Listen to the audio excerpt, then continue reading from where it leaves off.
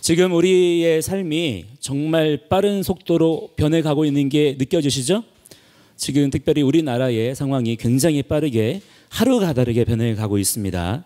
또 뿐만 아니라 국가적으로도 그렇고 전 세계적으로도 굉장히 급변하고 있는 그런 것들을 우리가 발견하게 됩니다. 자, 이럴 때 이렇게 급변하는 시기 속에서 오직 우리 인생의 등불이요 빛이 되시는 말씀에서 그 시선을 놓치게 되면 반드시 어떻게 됩니까?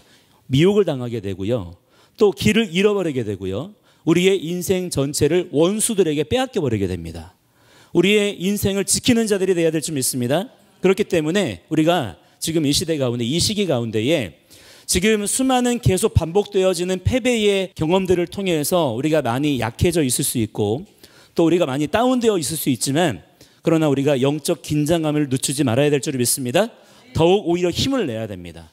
왜냐하면 아직 끝나지 않았기 때문에 우리 주님 다시 오실 때까지 우리는 끝까지 인내하며 수고하며 늘 깨어 있어서 주님만 더욱 바라보시는 그러한 믿음의 종들이 다 되셔야 될 줄을 믿습니다.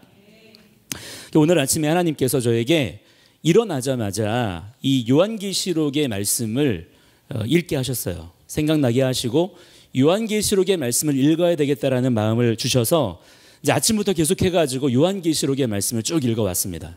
원래 오늘은 이 시간에 민수기 13장에 나오는 12정탐꾼의 이야기를 좀 나누려고 했었거든요. 특별히 이번 주가 셜라크 레카 주간이기 때문에 이번 주 토라 말씀에 나오는 그 내용들이 이 12정탐꾼에 대한 그런 내용들을 쭉 다루고 있는데 그 내용들이 지금 이 시대에 우리가 경험하고 있는 이 상황에 있어서 굉장히 중요한 영적인 인사이트를 주는 것들이 있다고 생각이 들어가지고 그 본문을 가지고 오늘 좀 말씀을 나누려고 했는데 아침부터 하나님께서 이 계시록의 말씀들을 자꾸 생각나게 하시더라고요. 그래서 하루 종일 이 계시록의 말씀을 읽으면서 그렇게 하나님의 뜻을 구했습니다. 이 요한계시록 말씀을 통해서 하나님께서 우리에게 원하시는 것은요, 어떤 음모론에 빠지거나 또는 뭐 시한부 종말론 같은 그런 거에 심취하라는 것이 아니라 우리 주님 다시 오실 줄을 믿습니다. 자, 우리 주님 다시 오실 텐데 우리 주님 그렇게 약속대로 다시 오실 때까지 믿음의 성도들이요 깨어서 주님 맞이할 준비를 제대로 잘 하라 라고 하는 하나님의 말씀인 줄을 믿고 들으시기 바랍니다. 그래서 우리가 끝까지 흔들리지 않고 믿음을 잘 지키면서 이 말씀 붙잡고 살아갈 수 있도록 우리를 이렇게 말씀으로 격려해 주시고 힘을 주시는 그러한 목적으로 우리에게 주신 말씀들이라고 하는 것이죠. 그래서 예수님께서 이 땅에 처음 오실 때 세례 요한이 그 사명을 감당했던 것처럼 이제는 이 땅에 남겨진 교회와 성도들, 바로 우리들이 그 세례 요한의 사명을 또한 이 시대 가운데 감당하는 자들이 되어야 될 줄 믿습니다. 그것이 무엇입니까? 세례 요한의 사명이 주님의 오실 길을 준비하는 것입니다. 하나님의 말씀을 소리내어 선포하는 가운데 사람들에게 외치는 거예요. 우리 주님께서 다시 오신다. 그 길을 만들라라고 외치는 자의 역할을 우리가 감당해야 될 줄을 믿습니다.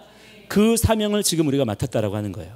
그 사명을 오늘날에도 잘 감당하라고 주님께서 이 사도 요한을 통하여서 우리에게 이 귀한 말씀들을 은혜의 선물로 전달해 주신 줄을 믿으시기 바랍니다.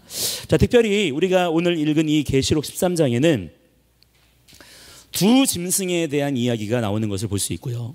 그 중에서도 함께 보신 오늘 그 본문에서는 두 번째 짐승에 대한 이야기가 나오고 있는 것을 볼 수가 있습니다.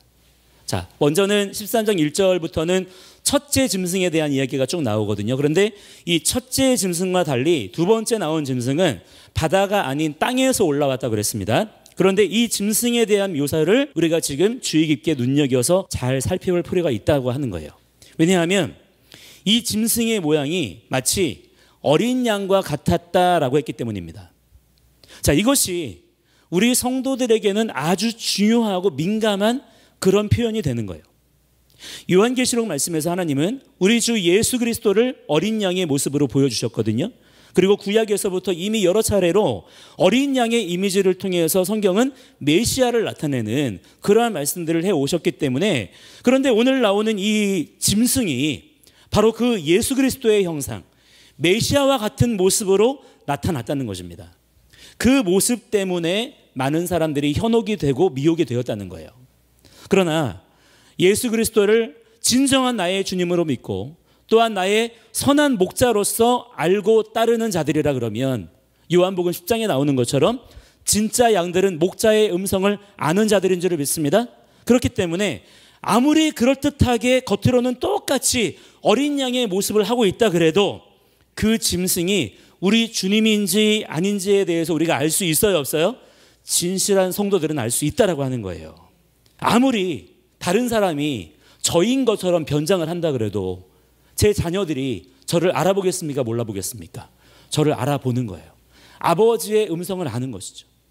제 아내가 저를 알겠습니까? 모르겠습니까? 아는 것이죠. 제 음성을 아는 거예요. 저라는 존재를 아는 것입니다. 마찬가지인 거예요. 왜냐하면 그 어린 양은 얼핏 보기엔 똑같은 어린 양의 모습을 하고 있긴 합니다만 뭔가 어린 양 예수님과는 구별되는 이상한 두 가지의 특징이 있더라라고 하는 것입니다. 먼저 요한이 잘 보니까 말이죠. 뭐가 있어요? 두 뿔이 있더라는 거예요. 그리고 그 목소리가 마치 그 전에 12장에 나왔었던 용과 같았다라고 기록하고 있습니다. 그러니까 이 짐승의 실체는 뭐냐? 마치 양의 탈을 쓴 늑대와 같이 겉으로 이렇게 얼핏 보면 어린 양의 모습을 하고 있어요. 어린 양인가 싶습니다. 그런데 어린 양의 모습으로 나타났지만 실제로는 뭐하는 존재라는 거예요? 세상을 미혹하는 존재라고 하는 것입니다. 또 가만히 이 짐승이 하는 행동을 가만히 살펴보니까 특별히 누구와 닮아 있느냐면 엘리야 선지자와 닮아 있어요. 엘리야가 하나님의 선지자로 부름받아가지고 사람들로 하여금 하나님만을 섬기게 하고 또 하늘에서 불이 내리는 권능을 행하면서 그 당시에 바알 숭배자들을 무찔렀지 않습니까? 그 모습을 그대로 이 짐승이 흉내를 냅니다. 그래서 사람들로 하여금 첫 번째에 나왔었던 짐승을 숭배하게 하는 그런 역할을 이 둘째 짐승이 하고 있는 거예요. 그래서 오늘 나온 이 둘째 짐승을 가만히 여러분이 말씀을 통해서 주목해서 보시면 어떻게 정리할 수가 있습니까? 겉모습은 어때요? 어린 양이에요.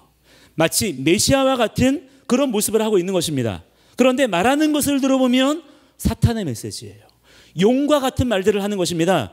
그러면서도 또 선지자처럼 행하는 것이고 예배에 대한 관심이 있고 마술을 행하고 우상을 만들고 이러한 모든 것을 종합해서 보시면 이 짐승의 정체가 무엇인지 우리는 알 수가 있다라고 하는 것이죠. 그게 뭐냐면 거짓 진리 시스템이에요. 거짓 종교 시스템. 실제로 이게 어떤 이교 종교일 수도 있고요. 또 이 시대의 여러 가지 이데올로기들일 수도 있고요. 뉴에이지나 인본주의나 공산주의 같은 그런 어떤 이념이나 사상 체제일 수도 있습니다. 특별히 지금 이 시대에는 이란을 중심으로 한 이슬람 세력과 중국을 중심으로 한 공산주의, 사회주의 사상이 공통적으로 어때요? 전체주의의 모습으로서 이러한 짐승의 모습을 나타내고 있다라고 하는 것을 우리가 볼 수가 있다라고 하는 거예요.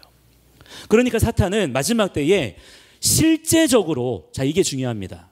단지 어떤 마인드적인 영적인 접근으로만 하는 것이 아니라 마귀는 실제적으로 우리의 삶에 역사한다는 거예요. 실제적으로 성도를 무너뜨리고 또 모든 사람을 구원하기 원하시는 누구입니까? 하나님을 대적하기 위해서 국가와 권력을 통해서 세상을 왜곡시켜버리고 그리고 그 체제를 더욱 견고하게 하기 위해서 어떻게 한다는 것입니까? 종교의 힘을 빌려서 이념과 사상의 힘을 빌려서 그것도 참된 진리를 모방하는 가짜 어린 양, 적그리스도를 앞세워서 또 사회적인 이데올로기를 앞세워서 사람들로 하여금 도무지 진리를 깨닫지 못하게 하고 진리를 살아내지도 못하게 하고 그래서 구원의 가능성을 완전히 파괴하고 차단하는 일들을 전 세계적으로 인류적으로 아주 무섭게 추진해 나아가는 그런 존재라고 하는 거예요. 그런데 단순히 이 둘째 짐승이 첫째 짐승에 대한 제사장과 같은 역할만을 수행하는 것이 아니라 무서운 것은 뭐냐면 이겁니다. 첫째 짐승의 우상에게 경배하지 아니하는 자는 15절 하반절에 보시는 것처럼 어떻게 나와요? 그게 몇이든지 간에 다 죽이게 하는 뭐가 있어요? 권세가 그에게 있더라는 것입니다. 그래서 무서운 거예요. 그 짐승에게 죽이는 권세가 있다는 거예요. 더 나아가서는 그것을 위해서 심지어 경제적인 지배력을 강화하였다 그랬어요. 그러니까 이런 식으로 세계 경제를 쥐락펴락할 정도라 그러면 사실상 온 세상이 그의 발 아래 지금 굴복한 상태, 온 세상에 왕노릇을 하고 있는 강력한 권세를 그가 가지고 있더라는 것입니다. 즉 사상과 이념을 무기로 한 어떤 모습이에요? 정치 지도자의 모습을 하고 있는 자라는 것을 알 수가 있는 것이죠. 그렇기 때문에 제대로 된 믿음의 성도라면 지금 일어나고 있는 정치의 상황들에 대해서 영적인 분별력을 반드시 가져야 될 줄을 믿습니다. 여기에 무감각한 자가 되면 안 된다고 하는 거예요. 자, 오늘 본문 16절로 17절에 보시면 함께 16절 17절 같이 읽겠습니다. 시작. 그가 모든 자 곧 작은 자나 큰 자나 부자나 가난한 자나 자유인이나 종들에게 그 오른손에나 이마에 표를 받게 하고 누구든지 이 표를 가진 자 외에는 매매를 못하게 하니 이 표는 곧 짐승의 이름이나 그 이름의 수라. 자, 이 표는 짐승의 이름이나 그 이름의 수라고 했고요. 이것을 세워보기 위해서 뭐가 필요해요? 지혜가 필요한데 그 수는 18절에 보니까 뭐라고 했습니까? 666이다 라고 말씀하고 있어요. 자, 요한계시록에 관심을 가지고 있는 사람들이라면 누구나 이 666이라는 숫자에 대해서 알고 있을 겁니다. 아마 관심이 많을 거예요. 되게 신비한 그런 호기심이 가는 숫자인 것이죠. 자, 고대에 히브리어나 헬라어 언어는요, 아라비아 숫자가 지금처럼 이렇게 전 세계적으로 숫자로 사용되기 전에는 단순히 글자로서만이 아니라 숫자의 역할을 같이 했거든요. 가령 알파는 1이고 베타는 2이고 감마는 3이고 뭐 델타는 4고 이런 식이에요. 또 히브리어는 알레프는 1이고 베이트는 2이고 김멜은 3이고 이런 식입니다. 그런 식으로 글자를 가지고 숫자를 대신했던 거예요. 이런 식으로 각 글자마다 고유의 숫자 값이 부여가 돼 있어가지고 글자로서 숫자 표기를 해가지고 어떤 것을 상징하거나 비밀스럽게 서로 공유하는 그런 일이 그 당시에는 아주 일반적인 것이었습니다. 자, 그런 관점에서 오늘 18절을 보시면 함께 18절 한번 읽어보겠습니다. 시작. 지혜가 여기 있으니 총명한 자는 그 짐승의 수를 세어보라. 그것은 사람의 수니 그의 수는 666이니라. 아멘. 자, 이 숫자는 곧 뭐라는 것입니까? 사람의 수라는 거예요. 그러니까 어떤 사람의 이름을 숫자로 환산해가지고 666에 해당하는 사람을 찾아보라는 뭐 그런 식으로 이해할 수도 있겠죠. 자, 이런 식으로 계산하면 대표적인 666에 해당하는 사람은 요한 당시에 기독교인들을 극심하게 핍박했던 네로 황제가 된다는 겁니다. 그래서 많은 성서학자들은 이 로마 시대의 기독교인들에게 가장 극심한 핍박을 자행했던 이 네로 황제를 바로 지금의 이 요한계시록에 나오는 짐승의 실체요, 여기 이 666의 숫자가 가리키는 인물이라고 그렇게 일반적으로 해석을 해왔어요. 그런데 문제는 뭐냐면 나중에 보니까 666의 숫자 값으로 풀어지는 사람이 단지 네로 황제만 있는 게 아닌 거예요. 나중에 보니까 칼리굴라도 있고요, 무함마드도 있고요, 크롬웰, 나폴레옹도 있고요, 또 여러 교황들의 이름이 거론되기도 하였고요. 심지어는 종교개혁을 일으켰던 마틴 루터의 이름도 666으로 그 이름이 풀어지더라는 거예요. 그래서 이런 방식으로 수많은 사람들이 이 666이 가리키는 인물로 그렇게 지목을 받아왔었습니다. 그러다가 현대사회에 들어와서 얘기되는 이 666에 대한 해석으로는 미래에 나타날 적그리스도적인 세계 정부를 말하는 거다. 그 세계 정부의 지도자를 말하는 거다. 또는 인공지능을 의미하는 거다라고 해석하는 경우도 있습니다.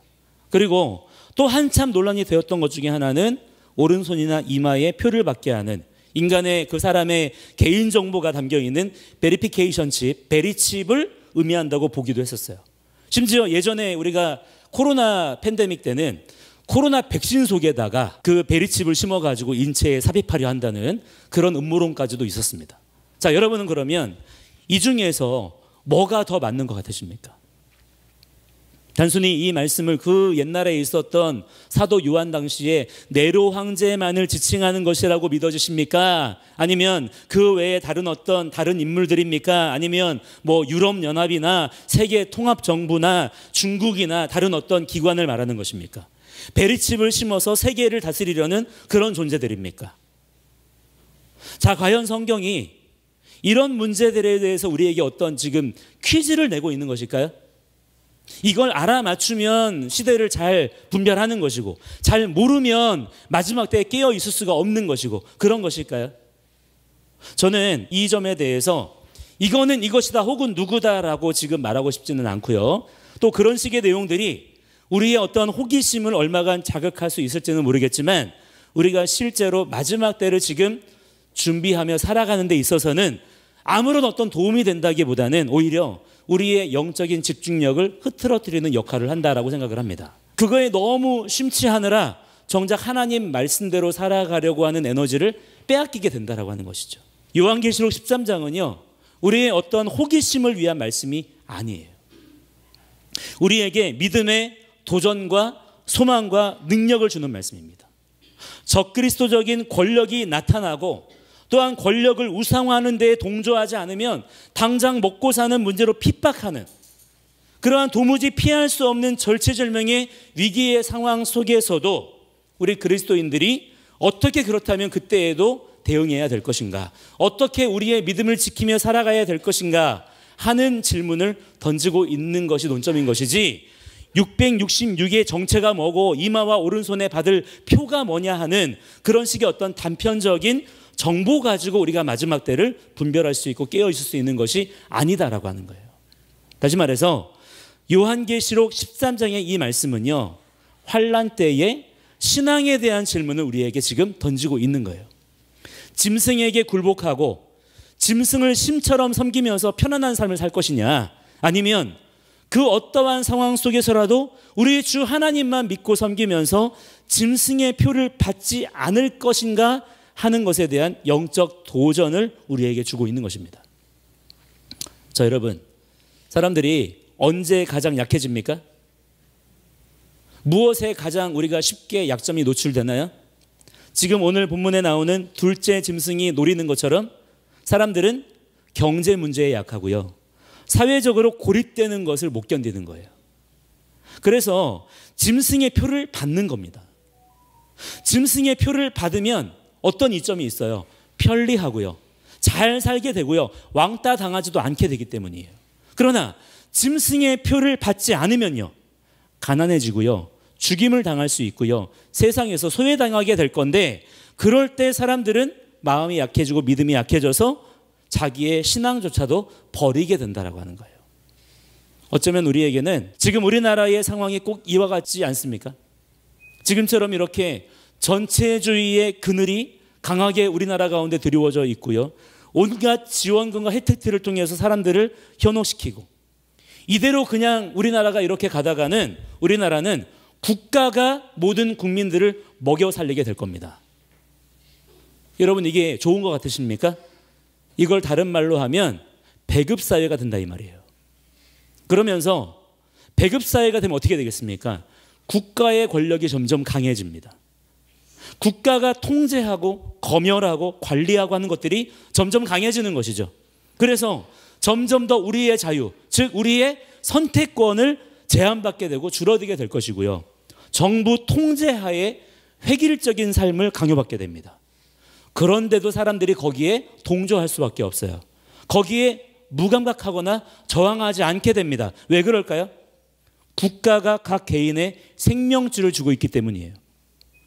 과연 그런 세상 속에서 믿음의 삶을 산다라고 하는 게, 여러분, 교회만 다닌다고 해서 일주일에 한두 번 예배만 드린다고 해서 되겠습니까? 교회 가서 교인 증명서 하나 떼다 주면 그거 가지고 하나님께서 인정해 주시겠어요? 그런 사회 체제 속에서 과연 대체 무슨 신앙을 어떻게 지킬 수가 있겠습니까?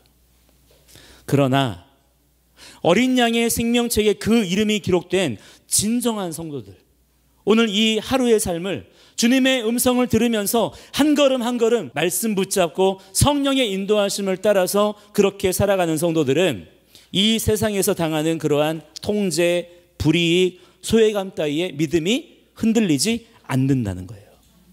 끝까지 견디며 저항하고 거절할 줄 아는 가운데 짐승의 표를 받지 않게 될 줄로 믿습니다. 그것이 하나님 나라의 능력이 부어진 자들에게 하나님께서 임마누엘의 능력으로 보호하시는 신실하신 구원의 역사다라고 하는 것입니다.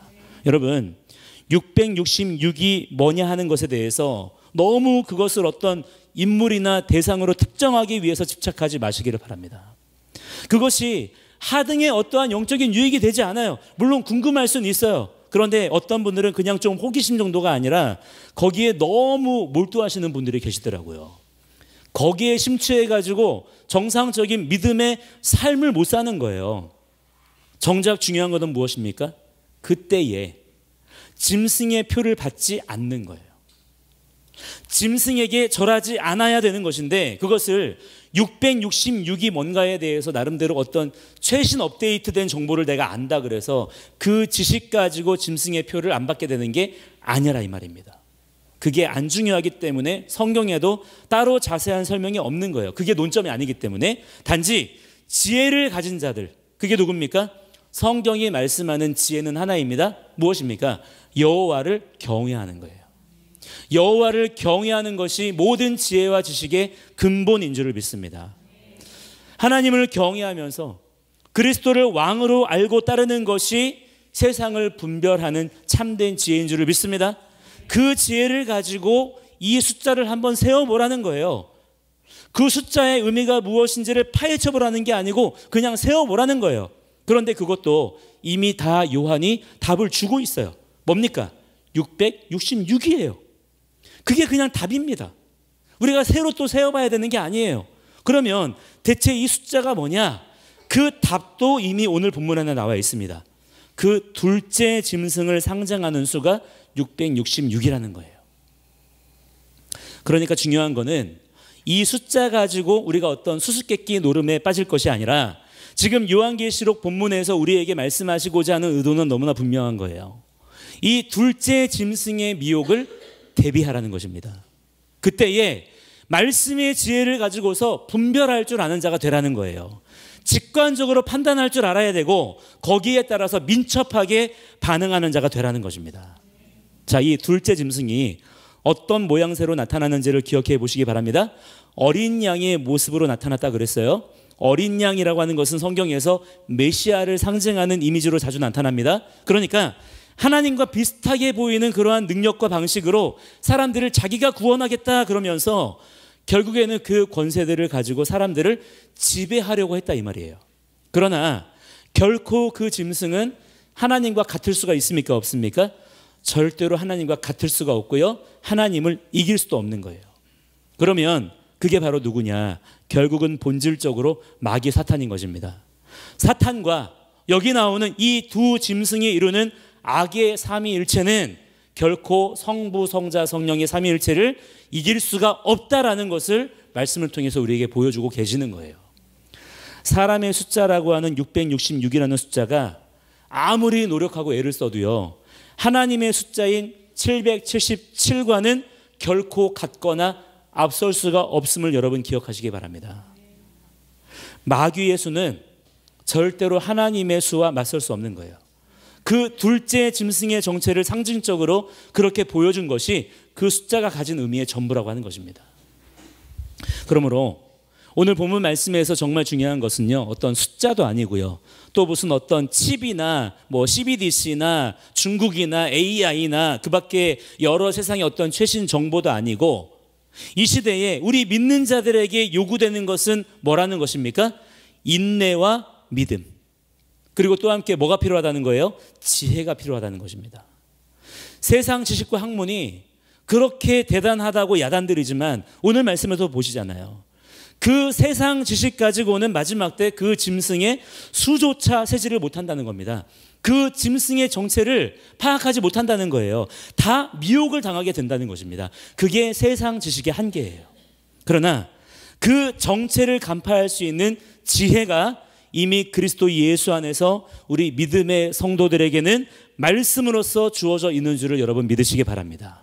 따라서 이 말씀만 우리가 꽉 붙잡고 있으면 이 말씀의 창조의 지혜와 능력으로서 우리는 모든 마귀의 괴계를 물리치고 마침내 승리하게 되는 것인 줄을 여러분 믿으시기 바랍니다. 이것이 이 마지막 때 우리에게 중요하다라고 하는 거예요. 말세지 말에 나타날 강력한 적그리스도와 거짓 선지자들의 출현이 있을 것이고요. 사실은 이미 있습니다. 그렇기 때문에 지금 세상에서 벌어지고 있는 현실들은 그냥 지나가는 에피소드로 이해하시면 안 되는 거예요. 그리고 그것이 실제로 어떤 세계 통합 정부라든가 베리집 같은 형태로 나타날 수도 있어요. 지금 상황으로 보자면 어떤 일들이 우리에게 일어나도 전혀 이상하지 않습니다. 그 정도로 세상이 지금 막장으로 막 가고 있어요. 그러나 진짜 중요한 것은 그런 것들이 아니라 그게 어떤 식으로 나타나든 진정한 성도들은 거기에 미혹되지 않고 하나님이 주시는 지혜와 능력으로 능히 분별하며 인내하고 견딜 수가 있다는 것입니다. 이 담대함의 믿음을 우리는 붙잡는 자들이 돼야 될 줄 믿습니다. 자, 그러므로 여러분, 오늘 우리가 함께 읽은 이 말씀을 꼭 기억하시고 결코 앞으로 우리 가운데 벌어질 어떤 앞으로의 상황들 가운데서도 여러분 흔들리지 마시고 성도의 품위를 지키시며 여러분 두려워하지 마시기를 바랍니다. 성도의 품위를 지키라는 게 뭐 뒷짐지고 느릿느릿 걸으라는 게 아니에요. 어떤 상황에도 요동하지 말고 흔들리지 말고 미혹되지 말라 이 얘기예요. 믿음의 자리를 끝까지 지키며 걸어가는 자들이 되라는 것입니다. 그게 성도의 품위를 지키는 거예요. 666이라는 숫자가요, 세상에서는 이렇게 대단한 숫자인 것 같지만 그래서 사람들은 막 압도하고 놀라게 하는 그런 권세가 있는 숫자인 거로 나타나지만 그 숫자를 셀 줄 아는 지혜가 있는 자들은 그 숫자를 보면서 놀라지 않습니다. 왜냐? 이미 하나님께서 말씀을 통해서 그 정체를 다 우리에게 알려주셨기 때문이에요. 이 말씀의 빛을 가지고 살아가는 자들이 다 되시기를 바랍니다. 그는요, 그리스도가 아니에요. 그는 마침내 패배하게 될 한낱 적그리스도에 불과한 자입니다. 가짜라는 거예요. 속이는 자에 불과하다는 것입니다. 그렇기 때문에 진짜 깨어있는 믿음의 성도들은 그 짐승 같은 존재들을 보면서도 두려워하면 돼야 한대요? 안 된다는 거예요. 놀라거나 하는 것이 아니라 별거 아니구만, 하나님께서 이미 다 이기셨구만, 담대하게 되는 것입니다. 그래서 그 어떤 상황 속에서도 우리가 더욱 주님만 의지하게 되어지고 주님만 그렇게 경배하시면 지금의 이 모든 환난은 반드시 통과되는 것이고요, 승리하게 되는 것인 줄로 여러분 믿으시기 바랍니다. 결국은 여러분 13장 다음에 14장에 이렇게 넘어가서 보시면요, 진짜 어린 양께서 나타나시는 장면이 바로 나와요. 아까 좀 전에는 가짜 어린 양이었잖아요. 이제는 진짜 어린 양이 나타나십니다. 그리고 그 어린 양을 찬양하는 14만 4천의 무리들이 나오는 것을 볼 수 있는데요, 그들이 누구입니까? 함께 우리 14장 말씀 보시겠어요? 계시록 14장 4절 5절 말씀 읽겠습니다. 함께 시작. 이 사람들은 여자와 더불어 더럽히지 아니하고 순결한 자라. 어린 양이 어디로 인도하든지 따라가는 자며 사람 가운데에서 속량함을 받아 처음 익은 열매로 하나님과 어린 양에게 속한 자들이니 그 입에 거짓말이 없고 흠이 없는 자들이로다. 아멘. 자, 여러분, 결국 둘 중에 하나라는 거예요. 가짜 어린 양의 미혹을 당해서 짐승의 표를 스스로 받아들이면서 세상이 주는 배급에나 그렇게 목매고 사는 인생으로 살든지, 그래서 결국 영원한 심판을 받게 되든지, 아니면 진짜 어린 양 우리 주 예수 그리스도께서 어디로 인도하든지 간에 거기를 따라가면서 세상의 비진리를 따라가지 않고 세상과 짝하지 않는 거룩하고 순결한 주님의 신부로 살아가든지, 둘 중에 하나라는 것입니다. 그 선택은 여러분 자신이 하는 거예요. 여러분은 과연 그러한 때에 어떤 선택을 하겠느냐라고 하는 것입니다. 지혜로운 자는요, 오늘 이 말씀의 등불로 우리의 현실을 보는 거예요. 666이라는 숫자를 세워보라 그랬잖아요. 그렇기 때문에 실제 우리에게 닥치고 있는 이 현실 가운데에서 직관적으로 이 말씀의 등불을 통해서 파악이 되는 것입니다. 그러나 지혜가 없는 자는요, 등불이 꺼진 상태이기 때문에 그 숫자 세다가 결국에는 미혹을 당하게 되고 그에게 나의 인생을 붙잡히게 되는 거예요. 오늘 여러분, 우리 주님께 지혜를 구하는 자들이 되시기를 바랍니다. 창조주 하나님 앞에서 여러분 자신이 피조물인 것을 인정해 드리셔야 돼요. 거룩하신 예수 그리스도 앞에서 우리 자신이 죄인인 것을 겸손하게 인정하는 자들이 되어야 될 줄 믿습니다. 그리고 우리가 돌이켜야 돼요. 하나님, 저를 불쌍히 여겨 주시옵소서. 오늘 이렇게 기도하시기 바랍니다. 하나님, 저를 불쌍히 여겨 주시옵소서. 주님, 지혜를 주시옵소서. 깨닫게 하여 주시옵소서. 이 어둠의 상황을 돌파할 수 있는 직관적인 판단력을 우리에게 주시옵소서. 그렇게 간구하실 수 있는 이 시대의 지혜로운 자들이 다 되시기를 주의 이름으로 간절히 축원합니다. 함께 이 시간에 같이 기도하실 때에 우리가 이렇게 기도하기 원합니다. 하나님, 우리를 불쌍히 여겨 주시옵소서. 한번 따라해 보시겠어요? 하나님, 저를 불쌍히 여겨 주시옵소서.